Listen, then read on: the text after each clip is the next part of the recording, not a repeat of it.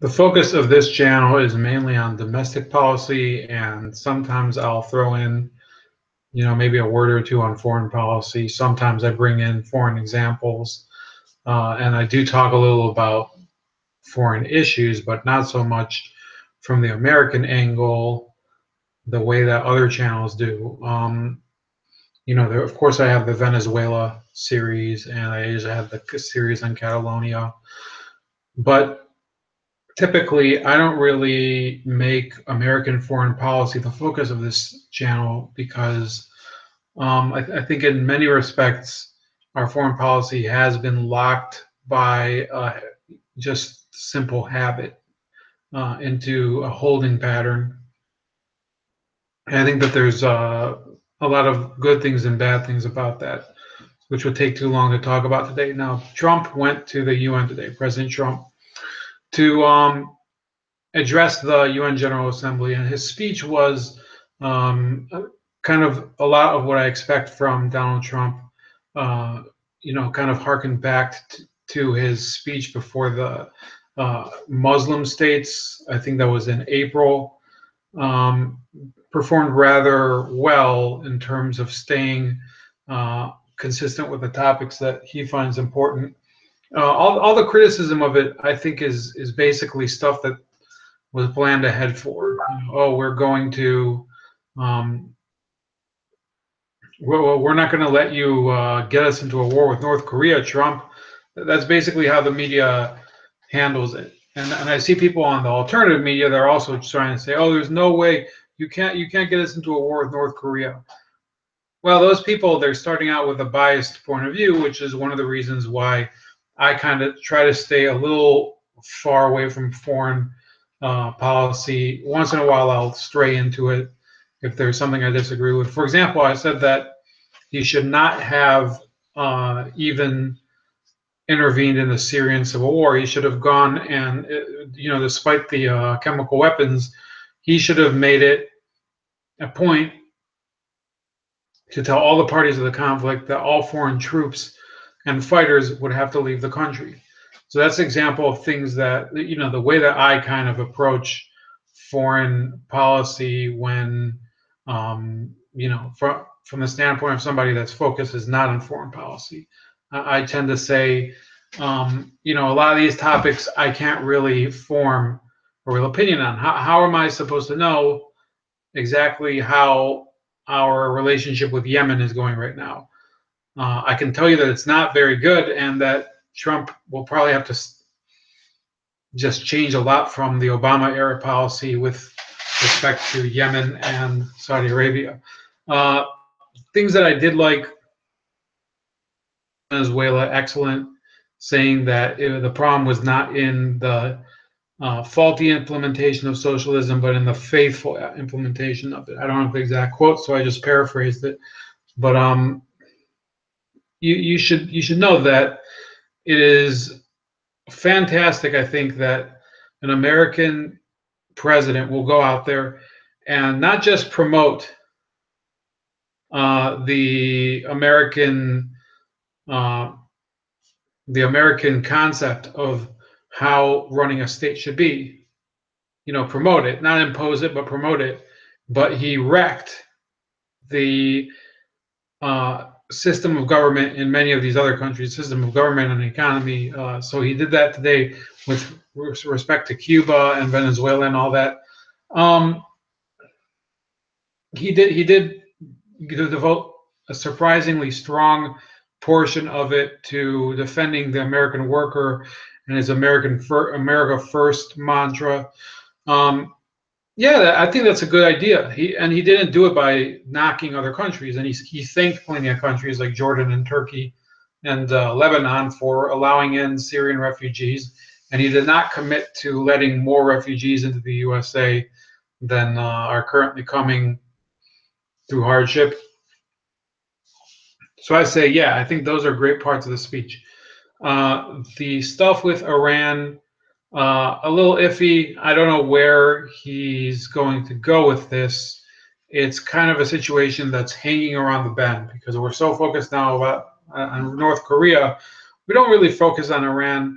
I'm not sure if Iran would try to nuke um, the United States, but I don't trust the Iranian regime. I think that in order to really establish the fact that America is and will be for the foreseeable future a superior um, military power, he has to say something. He can't just let it go. One thing that I don't like, it was not necessarily having to do with the actual speech, but the U.S. just opened a missile base in southern Israel with the Israeli army. In my opinion, this is not a good move. Not because I am opposed to Israel. I was in the Israeli army. I happen to be, and I'm going to stick by. I think that I believe in national sovereignty, and I don't think that you should have, or you should at least strive not to have. That's my belief. You should strive not to have foreign troops on your country's soil serving, their own interests. I'm absolutely fine with the U.S. competing, sorry, not competing, but cooperating with countries like Israel. And I'm saying like Israel because I think they should cooperate with some other countries out in, the free world. I'm not saying that I support all U.S. military alliances. The one that we've been having with Turkey has been just an absolute hell lately. Um, yeah, that's about it for that. I think that the Israeli people should take a cold hard look and see maybe this is a bad idea. You cannot have foreign troops on your soil and keep calling yourself a real independent country. Now, in modern times, some people would say, "Oh, you're being ridiculous." That's not how it works with these, these lines. In this case, it was the Suez line, um, and then in Poland and the rest of Eastern Europe, there was the Iron Curtain. No, um,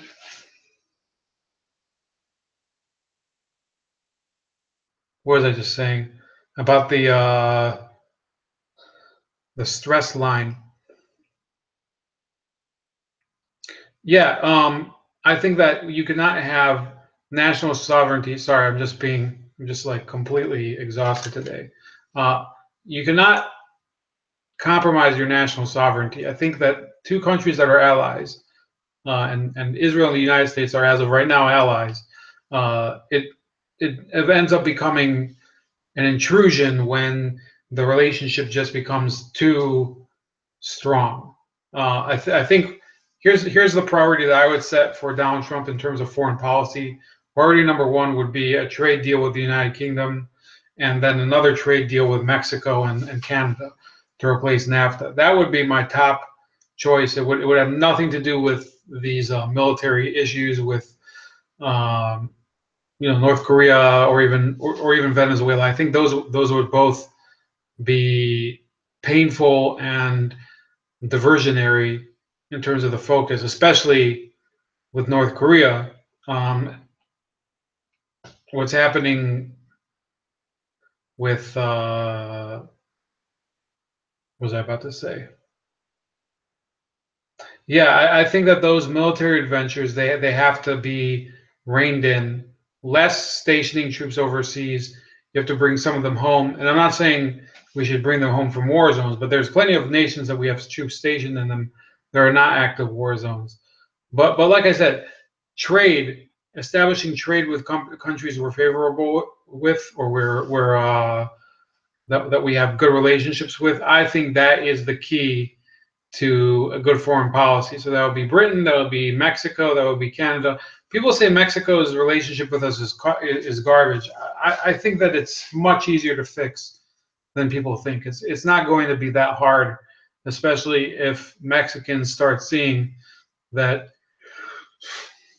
this administration is serious about real regional cooperation, and then once they get some deals done, I think that there will be a huge thaw in the relationship between the U.S. and both its northern and southern neighbors.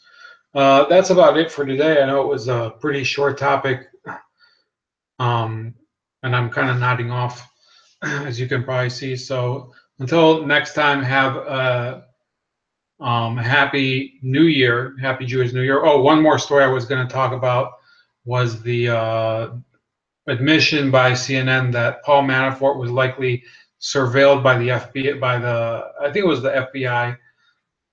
Yeah, that's an overstep of power. That is abuse of power by the executive branch, by Barack Obama and his worldwide government. And I think it's time for us to start rejecting it in public all the time, and just run these kamikaze campaigns like this Omar Navarro guy is doing in Maxine Waters district.